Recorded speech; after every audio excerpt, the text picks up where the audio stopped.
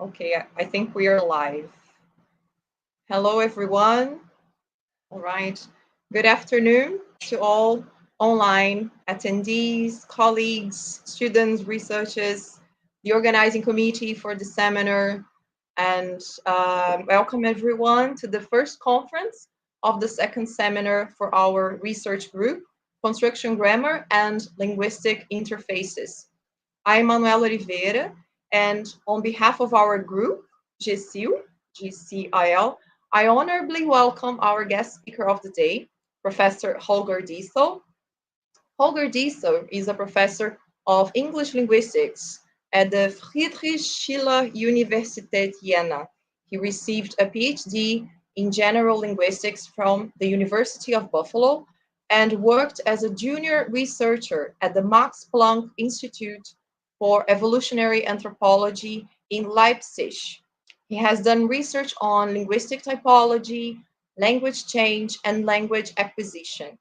His publications include 3 monographs: Demonstratives, Form, Function, and Grammaticalization, Benjamin's 1999, The Acquisition of Complex Sentences, Cambridge, 2004, and The Grammar Network, How Linguistic Structure is Shaped by Language Use, Cambridge, 2019, and more than 50 articles in journals and edited volumes. Professor, we really appreciate your acceptance of our invitation. Now we have the pleasure to listen to Professor Diesel's talk, and we'll have a moment for questions at the end of his presentation. All right, now without further ado, please, Holger, the floor, actually the virtual floor is yours. Yeah, thank you very much for inviting me to your seminar, to your conference, and also thank you very much for the introduction and your kind words. What I will present you today, this is a conference on construction grammar, and what I will present you today is based on my monograph, The Grammar Network, and the recent follow-up study on the Constructicon. Now, in these works, I try to elaborate a central claim of construction grammar, namely, the grammar is best understood as a network. The network view of grammar is a cornerstone of the constructivist approach. Everybody agrees that grammar constitutes some kind of network, but it's only recently that researchers have begun to investigate the architecture of the Constructicon, of this grammar network, in some detail. In the last 25 years, the standard view was that the Constructicon constitutes some kind of taxonomy or taxonomic network in which constructions at different levels of abstraction are connected by taxonomic links. There's good evidence for this view that the Constructicon includes taxonomic associations or argument structure constructions, for example, are commonly represented at different levels of abstraction. At the bottom, we have fully specified lexical constructions, and then we have item-specific constructions organized around a relational term, and then we also have fully schematic argument structure constructions that generalize over transitive and intransitive constructions and various other types of argument structure constructions. And these various levels of representation are connected by taxonomic links, which are also often called inheritance links. So these links are very important to understand certain aspects of the Constructicon and how grammar is used and learned. Taxonomic relations have been in the focus of construction-based research on language acquisition, for example. However, a number of recent studies have argued that the Constructicon is not just a taxonomy, but that it also includes horizontal relations. This has been a big topic in recent years. I've given you here only some of the references. There are many, many more. It's perhaps one of the most central topics that is discussed in the construction-based community at the moment. All of these publications, as you can see, are from the past 5 or 10 years. To give you an example what that means, that we need horizontal relations, let's take a look at the verb-particle construction, the English transitive verb-particle construction, which consists of two variants defined by different word orders. There's an ongoing debate as to how to analyze the two variants of the verb-particle construction. And most studies argue that they are sub-constructions of a more abstract, overarching constructional schema that generalizes across these sub-constructions, the two word order patterns. However, in a recent study, Capelli has argued that in addition to this taxonomic organization, we also need horizontal relations in order to characterize, in order to define how the two sub-constructions are related. So if you think about it, there are contexts in which the two word order patterns are interchangeable, where you can use one or the other construction without much of a difference. But then there are also contexts in which only one of the two constructions is actually available. So for instance, if you have a direct object that is known and expressed by an unstressed personal pronoun, then the personal pronoun, the direct object, precedes the particle. That's obligatory. If you have a long and complex object, then very often the particle comes out before the direct object. So there are factors that influence the alternation between the two sub-constructions, and Capelli argues that in order to account for these specific factors that influence the alternation between the two constructions, we also need horizontal relations. A horizontal association between the two constructions. He doesn't use the term horizontal relation. He speaks of a relatedness links, but the important point is that he argues there must be also, in addition to the taxonomic organization, there must be also some sort of a horizontal link between constructions at the same abstraction level. And he argues, he characterizes these two sub-constructions as allostructions. Allostructions that refers or is an analogy to allomorphemes. So he compares this to allomorphemes. The relationship between allostructions is parallel to the relationship between two allomorphemes that are licensed by a more general morpheme. And as in morphology, he argues in construction grammar, between argument structure constructions, we need some sort of a relationship to specify how the allomorphs or alloconstructions are related. Parallel analyses have been proposed for other alternating constructions or other allostructions, such as the dative alternation, genitive alternation, or locative alternations. These alternations have played a central role in recent research in construction grammar.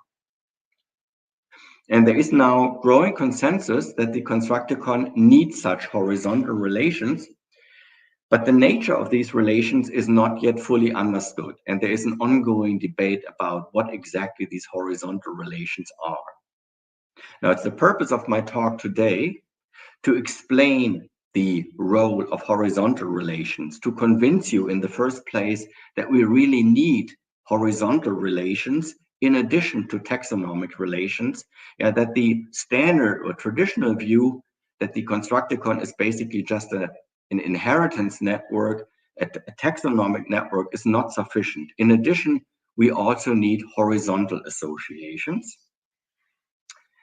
And I will try to explain what the nature of these horizontal relations are. Specifically, my hypothesis is that there are two different types of horizontal relations, namely relations of similarity and relations of contrast. And these two different types of horizontal relations, they define two general phenomena, namely construction families and grammatical paradigms, which I've mentioned in the title of my talk. Construction families, and that's my definition, construction families are open-ended groups of similar constructions that share some of their formal or semantic properties. And grammatical paradigms are pairs or sets of alternating constructions that form a contrast or set of oppositions.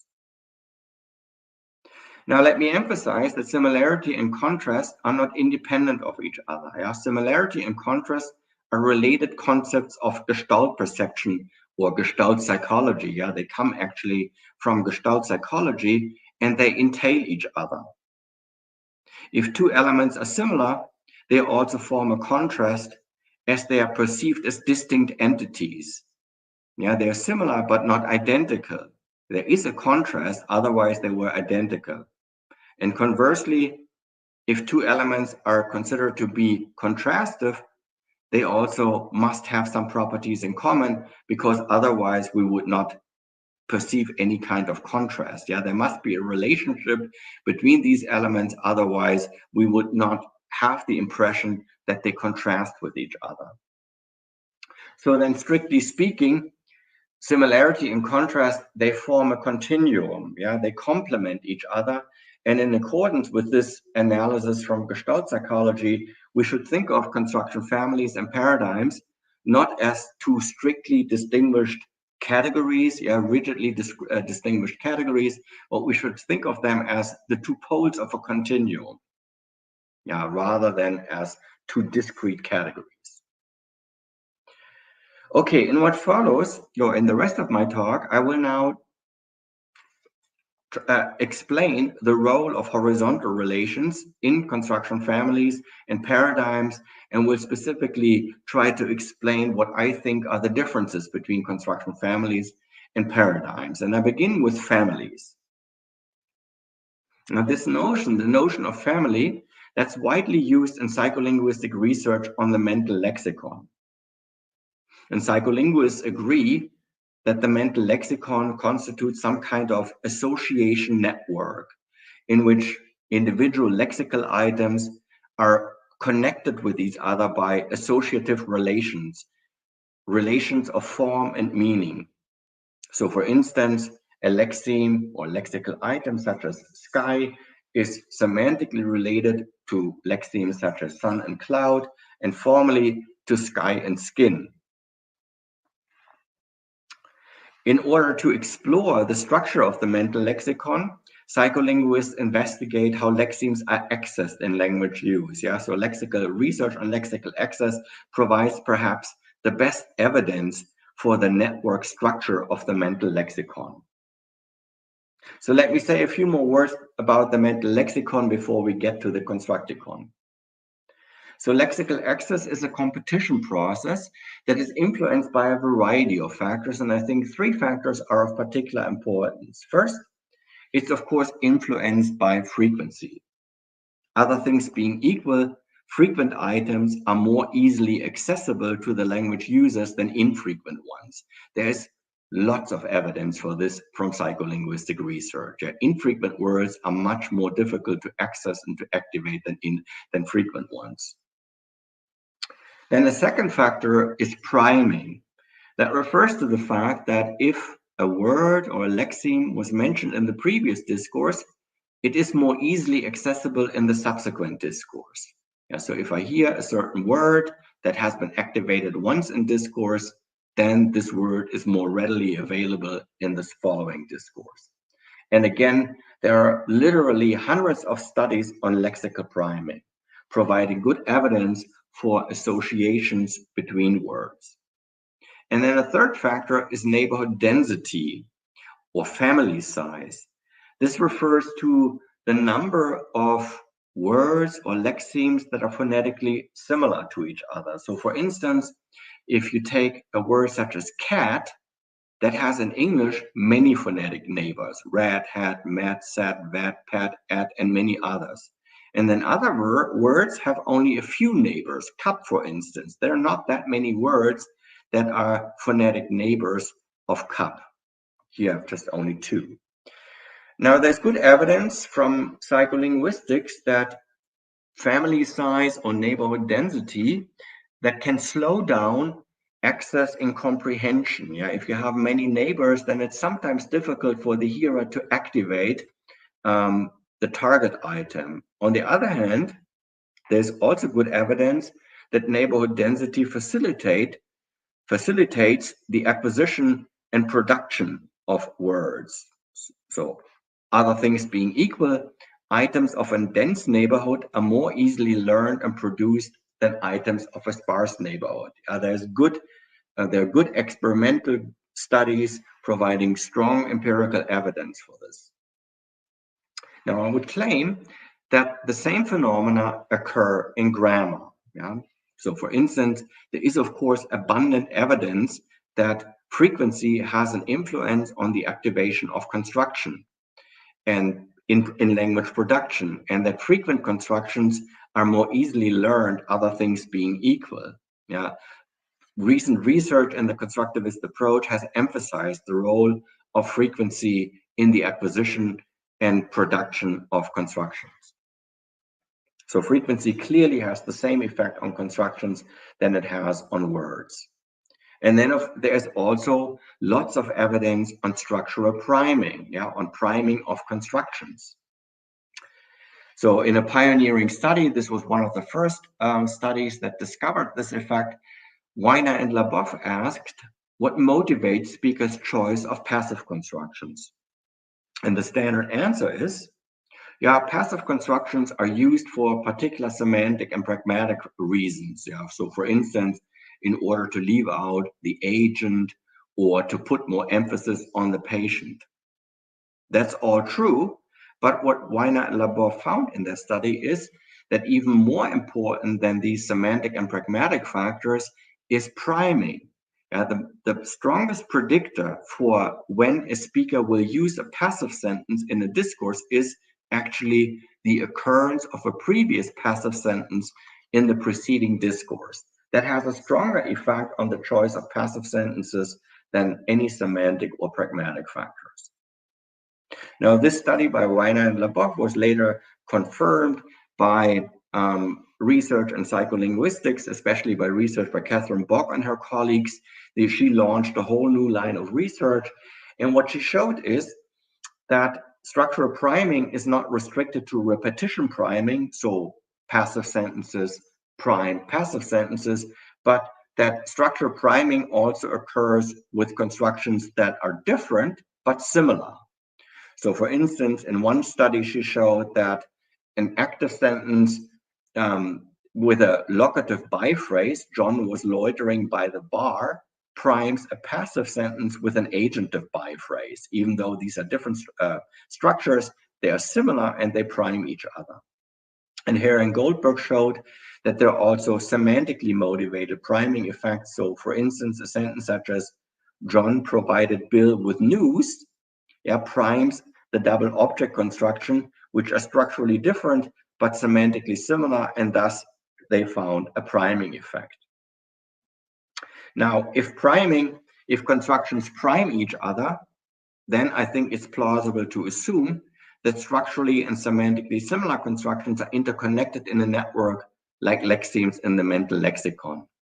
Overall, priming provides perhaps the strongest evidence for this idea that both words and constructions are organized in some kind of association network. Now, a classic example of a construction family is the resultative construction, which was examined in two seminal studies by Hans Boas and Goldberg and Jackendorf 20 years ago. Often cited studies, and in these papers or in books, they argue that the resultative construction varies across several parameters. So first, there is the distinction between resultative constructions that have a resultative adjective and those that have a resultative prepositional phrase. Then we can distinguish between transitive resultative constructions and intransitive resultative constructions. And then another distinction is the distinction between transitive resultative constructions in which the object is a true object, and what Hans Boas called a fake object. Fake object is, for instance, a reflexive pronoun. It's fake in the sense that a reflexive pronoun refers to the same entity as the subject. Now, considering this variation, Goldberg and Jackendorf argued that the resultative does not constitute a unified phenomenon, but, quote, a sort of family of constructions. This basically introduced the notion of family of constructions to the best of my knowledge. In the literature, constructions are still often described as if they were individual signs. Yeah, each construction is just one sign, and the resultative appears to be some outlier. But I would argue that actually all constructions, no matter what, all constructions are organized in families. The resultative is not a special case. The resultative is the norm. All constructions are organized in families. Now, Jackendorf and Goldberg, or Goldberg and Jackendorf, argue that the resultative family is best analyzed as a taxonomy. Yeah, so they basically claim that families are always hierarchically organized. And I agree with this. Yeah, I think it makes good sense. They do not provide any empirical evidence for this claim, but I think it makes very good sense to assume that the various types of resultative constructions, which I've shown you, that they have properties in common, and that speakers recognize that they have these properties in common, and that they generalize across the various types of resultative constructions, forming an abstract schema that represents the shared properties. Of course, this needs to be tested empirically. Goldberg and Jackendorf didn't do this, but I think it's a plausible assumption. Now, if this is correct, yeah, if the resultative family is really taxonomically organized, then one must ask, of course, do we also need horizontal relations?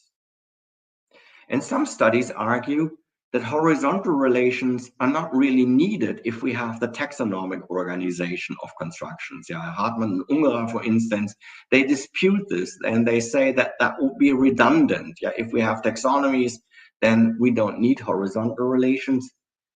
I disagree with that, and I agree with Capelli that horizontal relations are still needed in order to indicate specifically how the various subtypes of a construction family are related.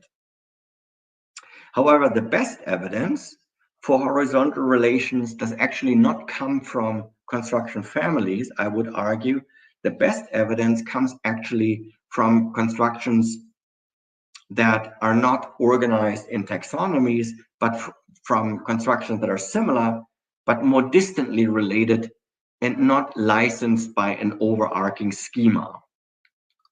To give you an example, the verb-particle construction. Yeah, the verb-particle construction, and both Boas and Goldberg and Jackendorf point this out, is very similar to certain types of resultative constructions. I've given you here an example, and both structurally and semantically there is a certain similarity, but still everybody would argue that the verb-particle construction is not part of the resultative construction. It's a construction in its own right. And another construction is the so-called depictive construction that was pointed out by Jackendorf, where the depictive construction also on the surface looks like a resultative construction. Yeah, it has an object and an adjective, but the adjective does not describe a result, but a property of the direct object. Yeah, it characterizes the direct object. And Jackendorf claims, yeah, this is also not part of the resultative construction. It's similar, but it's not part of the resultative construction. It's a construction in its own right that is not subsumed under the, or not included in the family of resultative constructions, and therefore not licensed by an overarching schema. So I suggest that in order to account for this, yeah, we need to distinguish between families and neighborhoods, and that's now another distinction on top of the distinction between families and paradigms. Families and neighborhoods are both defined by relationships of similarity, not by contrast, but there is an important difference between them. A family, that's my suggestion, consists of a pair or a group of similar constructions that are connected by horizontal links, but they are also licensed by a schema, like the resultative construction. Yeah, people generalize over these similar constructions and they form a schema, and that's what a family is. A neighbor, a construction neighbor by contrast, is similar to a construction that is licensed by a different schema. Yeah, so for instance, the verb particle construction, I would claim, is a neighbor of the resultative construction, but it's not part of the same family. Now, in theory, I think this is a clear and plausible distinction, but I must admit, in practice, this is often very, very difficult to make, this distinction. Why is this difficult to make? Yeah, it has something to do with similarity.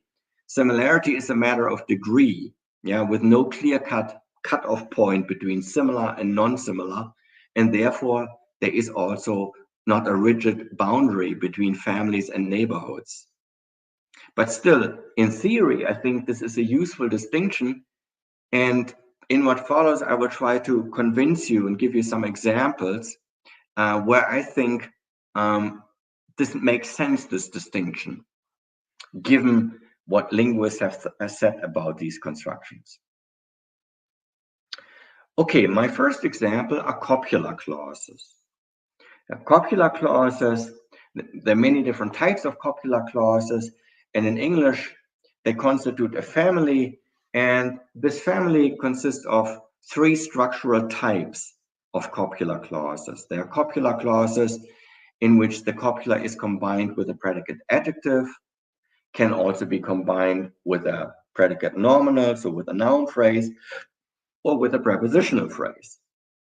Now, these are 3 structural subtypes of copular clauses, which I think are subtypes and so licensed by the same schema that generalizes across them. It's a hypothesis, of course, this needs to be tested, but I think it's a plausible hypothesis that accords with standard assumptions of linguistic theory. There are copular clauses and they are divided into 3 structural subtypes. And each structural subtype is then used to express a variety of semantic features. So for instance, copular clauses with a predicative adjective, they can express property or temporary state. Or if you have copular clauses with a predicate nominal, I've given you 4 examples, then they can express identity, membership, possession, and existence. Yeah, so there's a whole bunch of copular clauses, but they're all extremely similar, so similar that I think it's plausible to assume that speakers generalize across them and that there is one general schema for copular clauses. Now, crucially, individual copular clauses are related to particular construction neighbors. So to constructions which are similar, but I would argue are not really copular clauses and not licensed by an overarching schema.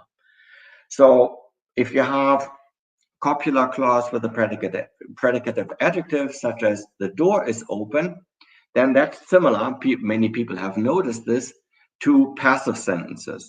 And of course, passive sentences are not formed with adjectives, but with participles, but there is a close connection between adjectives and participles. Passive sentences often express events. Copular clauses do not express events, but states, but some passive sentences also express states. So there is both a structural and a semantic relationship between copular clauses, including a predicative adjective, and passive sentences. Another construction that is more distantly related to copular clause with a predicative adjective are sentences with the progressive verb form. Yeah, on the surface, it's similar again, the structure, but semantically they are of course much more distinct, these two constructions. But still, one could argue that the progressive is also some kind of neighbor of a copular clause with an adjective. And then copular clauses with a noun phrase, he is a friend, they are structurally and semantically similar to transitive sentences with a possessive, a verb of possession, such as have. And copular clauses with a prepositional phrase, they are similar to intransitive clauses with posture verbs and the location and prepositional phrase. So considering all of these relationships, I would analyze copular clauses as follows. I would argue that there is a set of core members, and they constitute a family. Yeah, and here I have used the three structural types of copular clauses, and I would argue they constitute a family, meaning they are likely to be licensed by the same abstract schema. And then individual types of this family have particular neighbors. So here, the one with the predicative adjective has two neighbors, namely the passive and the more distantly related progressive. And here, copular clause with an NP, they are related to transitive sentences with possessive verb forms, or here with posture verbs and locational prepositional phrases. Now, all this has been theoretical so far, but I think if you look at the empirical literature, you find good evidence for this. I don't know of any priming study supporting that these different neighbors and family members prime each other, but my hypothesis would be, yes, you would find a strong priming effect. But there is other evidence. Yeah, there is evidence from language change, for instance. Yeah, Petre has shown that the development of the English be passive, for instance, was strongly influenced by copular clauses with be, and copular clauses with be and adjective also had some influence on the development of the English progressive. Yeah, so there are also historical relationships between them. And then there is this nice study by Abbott Smith and Behrens, and they showed that even though passive sentences are difficult to learn for young children, they are easy, relatively easy, if these passive sentences are similar to copular clauses, suggesting that there is also in language acquisition a close connection between copular clauses plus adjective and stative passive sentences. They describe this based on data from German and compare this to the future construction. And I find this is an extremely interesting study that shows that these similarities have an influence on language acquisition and supporting then the analysis that I've just suggested here. Okay, my second example of a construction family are relative clauses. English has a wide variety of relative clauses, and they are commonly divided into two basic types, namely into subject relative clauses and object or non-subject relative clauses. And each of them is then subdivided or can be subdivided in other subtypes. So subject relatives, some people distinguish between intransitive and transitive subject relatives and argue that's a big difference. And non-subject relatives, they comprise object relatives, and here adverbial or oblique relative clauses with a preposition. And then you also have genitive relative clauses, of course, and there are subject and non-subject relative clauses. They have a different structure and a different meaning. There are more types of relative clauses, but for the purpose of this talk, this is sufficient. So I would argue that the various relative clauses constitute a construction family, meaning that people generalize across relative clauses and that they have one general schema. There's a noun, and this noun is modified by some kind of relative clause. And then individual family members, and that's the important point, are associated with particular neighbors. So to illustrate this, let us take a look at the contrast between subject and non-subject relative clauses. Yeah, there's abundant evidence that subject relative clauses are easier to learn and process than non-subject relative clauses. Yeah, this has been investigated in dozens of studies, and they all confirm subject relatives are easier than object relatives in acquisition and production and comprehension. Now, why is that? Yeah, and how do we account for this? Why are subject relatives easier than object relative clauses? Now, one possibility would be that subject relatives are easier because they are more frequent than object relative clauses, and that's often claimed in the literature. And in fact, in written discourse, that seems to be the case. Yeah, in writing, subject relatives are more frequent than object relatives, but in spoken discourse, interestingly, that's not the case. Yeah, these are not the only sources, but it's clear that in spontaneous language, non-subject relative clauses are much more frequent than subject relative clauses. And also in child-directed speech, non-subject relative clauses, most of them are object relative clauses, are more frequent than subject relative clauses. So this frequency cannot account for the ease of subject relative clauses. Second hypothesis is, and that's a hypothesis that Michael Tomasello and I have put forward in a study on language, on the acquisition of relative clauses, based on an earlier study, I should say, by Tom Bever. And in this study, we argue that subject relative clauses are easier, not because they are more frequent, but because they are similar to basic declarative main clauses in English. Yeah, basic declarative main clauses have SVO word order, and in subject relative clauses, you have the same order of agent and patient as in simple transitive sentences. Whereas in non-subject relative clauses, the patient or the location or instrument precedes the agent. So that's a completely different word order. And in this study, we argue and provide experimental evidence that this kind of similarity leads children to acquire subject relative clauses before non-subject relative clauses, yeah, because they are more similar to simple transitive sentences. So if we think of relative clauses as constructions, yeah, then one could say that subject relative clauses are easier to learn because they are supported by a strong family of neighbors, by a family that is very, very strong, namely the entire SVO family of English grammar, not only transitive clauses, also ditransitives, intransitives, so all of the constructions that have SVO word order. Object relative clauses also have neighbors, but their neighborhood is weak. So for instance, topicalization constructions, yeah, they have OSV word order, perhaps also non-subject questions. They also have OSV word order, but that's a weak neighborhood. And because of this neighborhood difference, we argue in this paper, subject relative clauses are easier to learn than non-subject relative clauses, suggesting that there is this kind of horizontal link between them. Yeah, so crucially,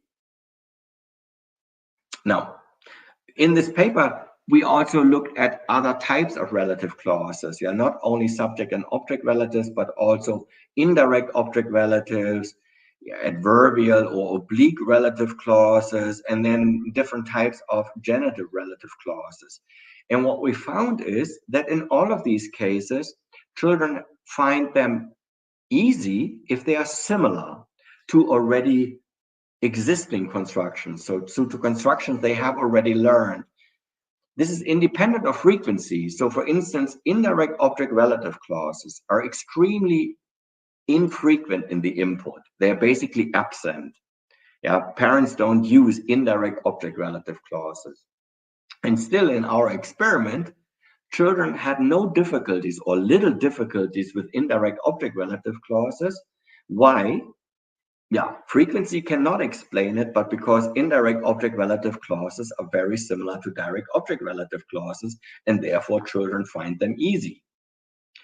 So taken together, what we argue in this paper, and I think that's what I would also suggest here, is that English has a variety of relative clause constructions, yeah, and they constitute a family, and this family is organized in subfamilies, yeah, and then individual members of the subfamily, they have neighbors, either a strong neighbor or a weak neighbor. And these neighbors, they influence the acquisition process and also adult language processing, adult processing of relative clauses.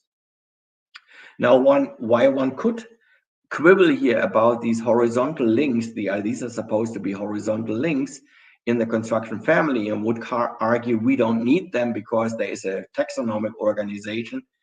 Certainly, what we need is horizontal relations connecting constructions from one family to constructions of another family, because they are not licensed by a schema. Yeah? It doesn't make sense to say subject-relative clauses are part of basic argument structure constructions with SVO word order. Yeah, there are different types of constructions, but there is an associative relationship between them independently of the taxonomic organization of grammar.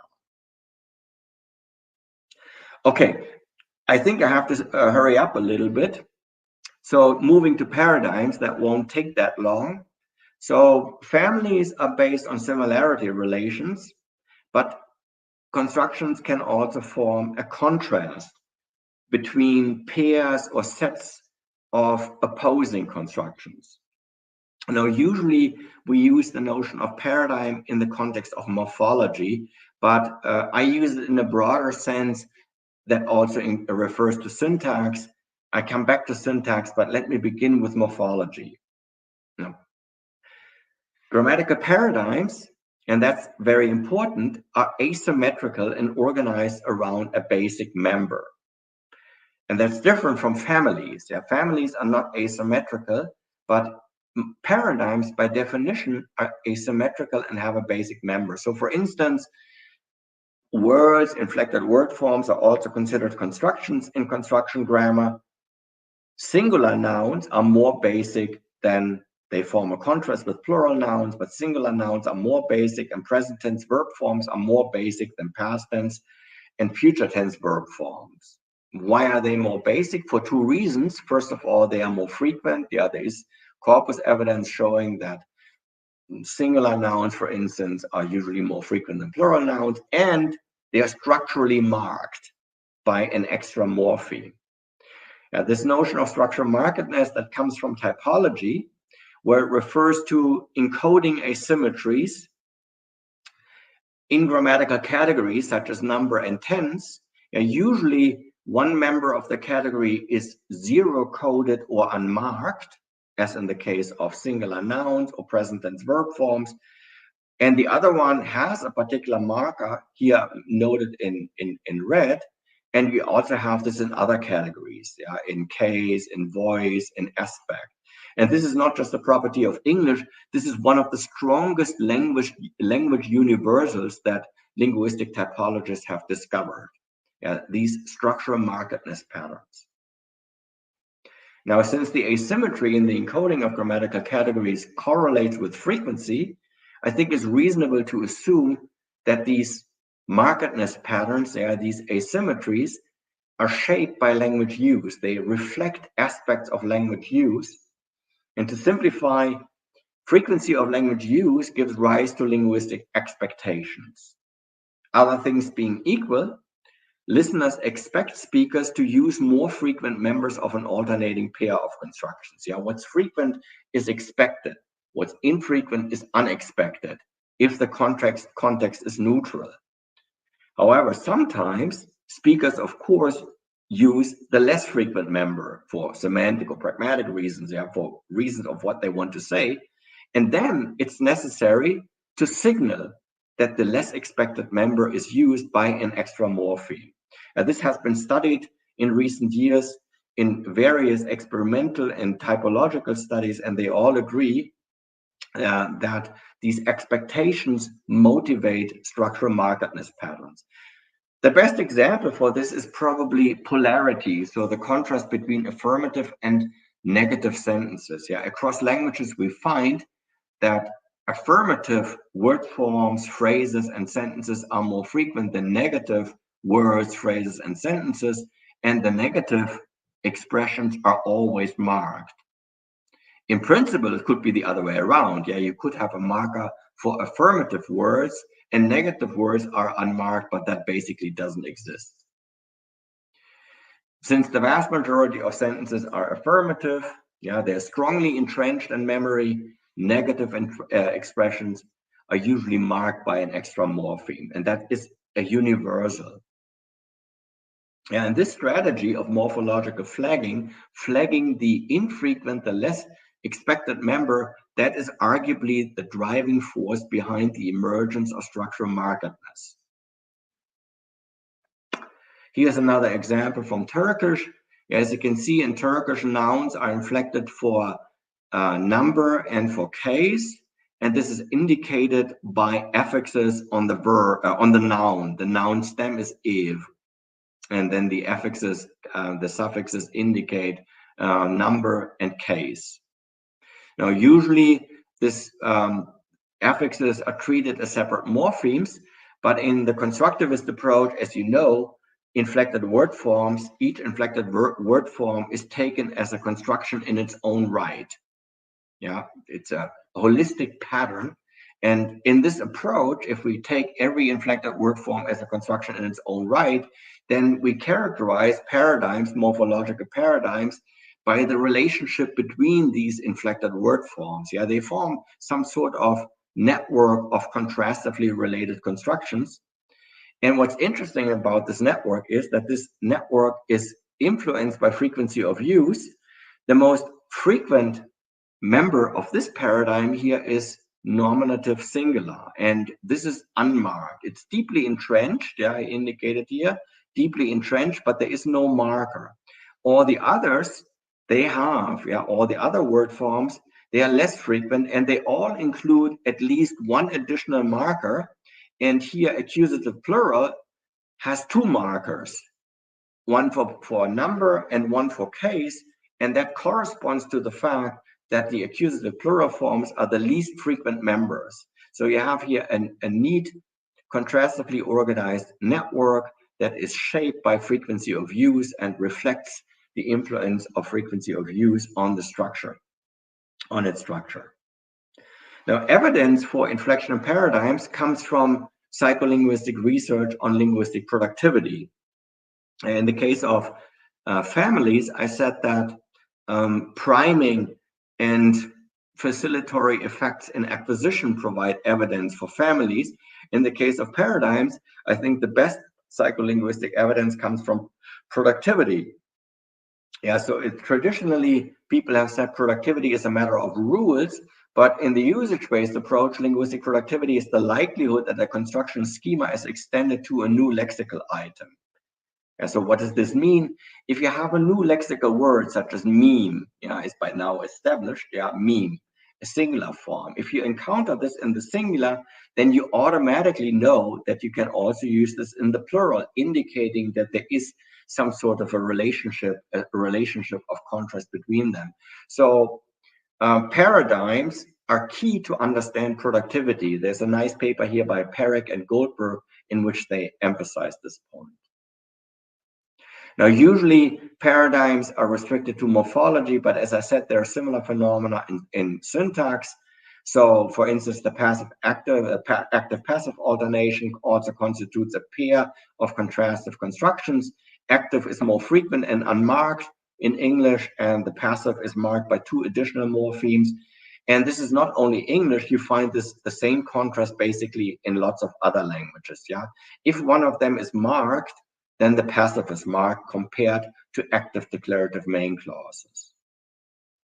Also, focus constructions or information structure constructions, they are also marked compared to basic declarative sentences. Yeah, in English, they are expressed by cleft constructions, including here additional morphemes, and you find the same thing in other languages, in Chinese and in Japanese. In all of these languages, the focus constructions are more marked than the corresponding basic declarative sentences. Or to give another example, questions. Compared to declarative sentences, questions are marked either by a question word, or in many languages within polar questions are marked by a particular question marker, yeah, which does not appear in declarative sentences. So then we could say that every language has a set of sentence types that constitute a network of contrastive constructions organized around a default member.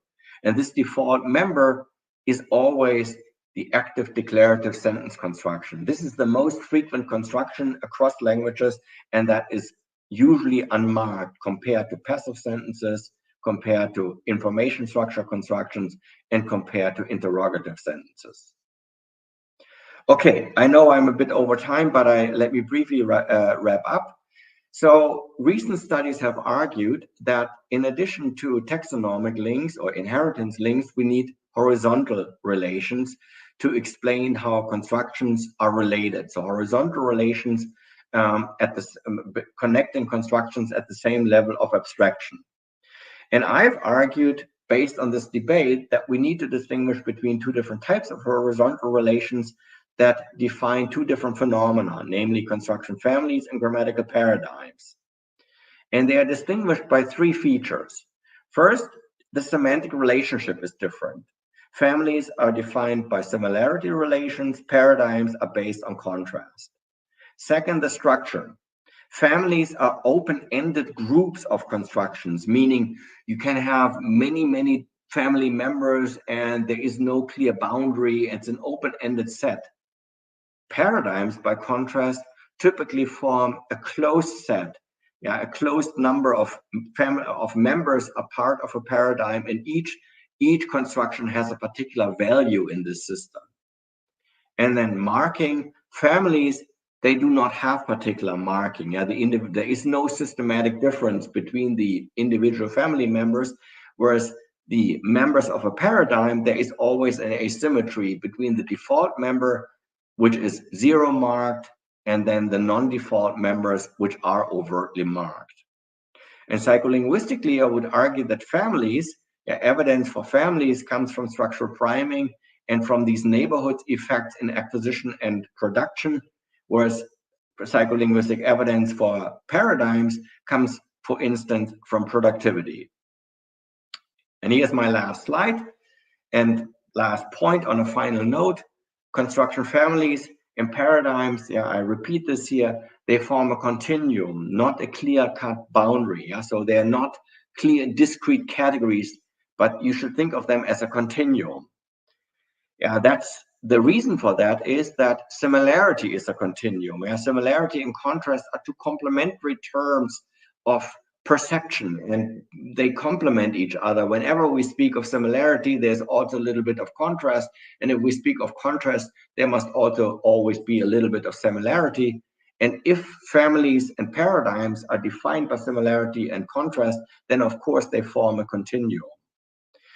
And a good example for this continuum, for constructions that actually have both similarity and contrast, are these allostructions that Capelli and others describe. So for instance, the verb particle construction, on the one hand, this is a very similar construction. And as I said, in many contexts, you can use either one of the constructions. It doesn't matter which one you use. But then on the other hand, or here, the dative alternation, there are contexts where you can use both constructions.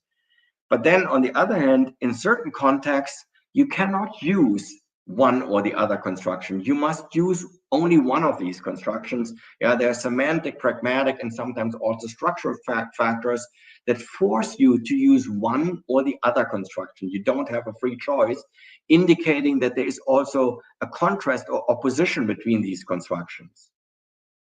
However, the opposition is not so strong as in the case of a classical paradigm. Allo constructions are not mutually exclusive like singular and plural nouns or active and passive voice.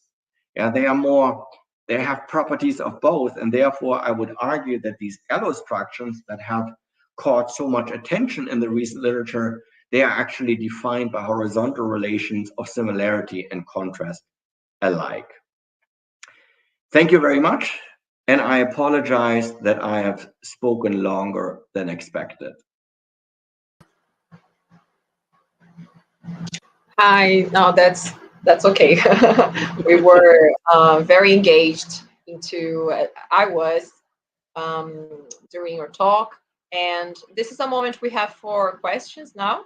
I have a question myself. I'm very interested in this topic, specifically the verb particle constructions. And well, you mentioned that we need to deal with horizontal links when it comes to, I will say, continuous and discontinuous construction, right? When the particle is adjacent or discontinuous to the verb, and we need to take into account principles such as the the use of pronouns and the weight and weight principle, so on and so forth. My question is, when it comes to verb particle constructions, according to Goldberg, 2016, she would say that the continuous would prime the discontinuous construction, being the default construction, right?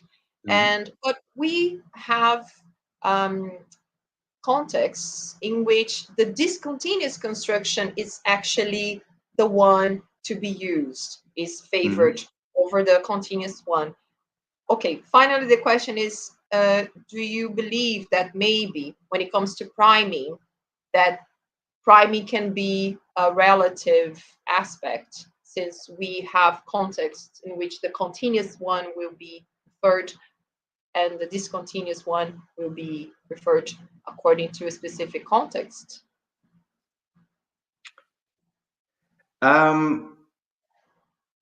They are sure.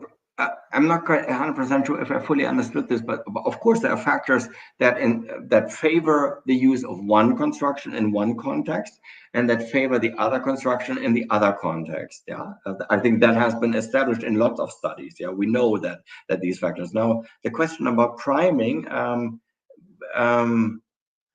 So what is the hypothesis? What I mean is that.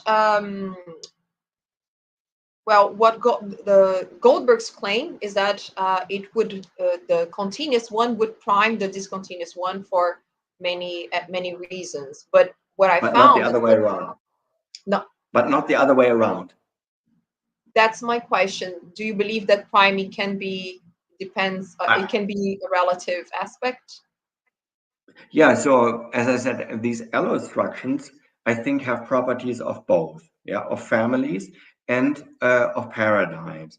Families, I would claim, are motivated by priming, and given that the verb particle construction has properties of a family, yeah, it's not a classical family, but because there is an element of contrast, but it has certain aspects of a family. My first hunch would be that that both word order patterns prime the other one. Maybe there is an asymmetry between the two, but in adult language, I think both of them are equally frequent. So I would suspect that in adult language, my hunch would be the priming effect is equally strong, regardless of the order. Yeah, so they both prime each other, and the priming effect is equally strong. On the other hand, I know in language acquisition, yeah, the distant construction is much more frequent. So perhaps the distant construction is even the stronger one, and maybe that has an influence on the strength of the priming effect. But I'm not quite sure. It's difficult. We can speculate about this, but I would, in any case, I would suspect that the two types of the verb particle constructions, that they both prime each other, perhaps in asymmetrical ways. It's difficult to say. We need to look further into L1 acquisition, perhaps. We have some questions here on the chat. I will start with Juan Lima de Paula. He asks the following. What way do you use to differentiate the degrees of proximity between family and neighborhood in the cases of constructions that are in a midway? I'm not sure if I pronounced that correctly. In midway, maybe constructions in between, if I'm not mistaken. Juan, I believe that's your question. So I will repeat, Holger. What way do you use to differentiate the degrees of proximity between family and neighborhood in the cases of constructions that are in between? Yeah, that's an extremely good question, and also an extremely difficult question.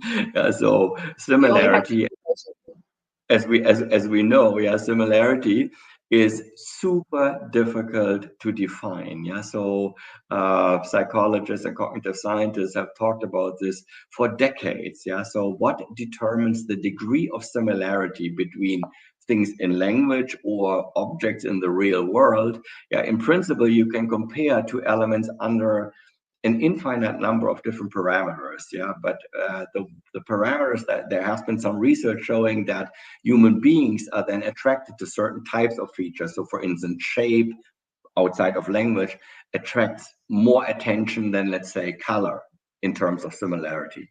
Yeah.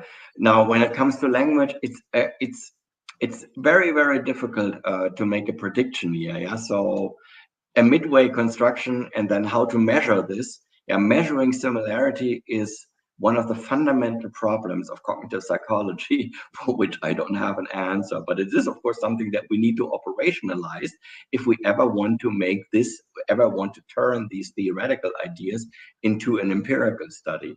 But how to do this, I cannot say. There's room for research there. Yeah. Okay, we have another question from Karen Gonzalez. She asks, Professor, how would you classify or name the relations between the constructions of a specific family and its neighbor constructions? Classify the name of the relation. So I would say these are connected by horizontal relations. Yeah, as I said. And they are based on similarity, primarily on similarity relations. Classify or name the relations between constructions of a specific family. Yeah, I would classify them as horizontal relations that are motivated primarily by relationships of similarity. Okay. Yeah. Professor, you were also mentioning resultative constructions, and it caught my attention when you focused on copular clauses. We do have a conference tomorrow with Professor Maria Luisa Braga, who deals with focus constructions, specifically cleft constructions. And my question for you is, would you say, you gave some examples with copular structures and the connection between them. Would you say that cleft sentences can be considered from the same, belonging to the same family as copular clauses, since the copular is mandatory in cleft sentences?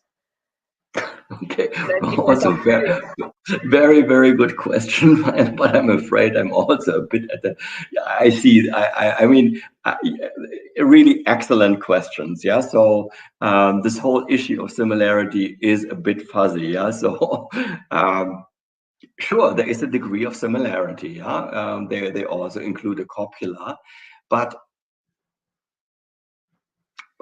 my hunch would be, if we take the cleft construction as a whole, yeah, that is quite distinct from a simple copular clause. Yeah, so I think most people would probably say they are not part of the same. There is a relationship of similarity, but the cleft construction is a complex sentence construction that's too distant from a simple copular clause to include it in the family of copular clauses. There are many. Yeah, but I see I'm sorry, you were saying?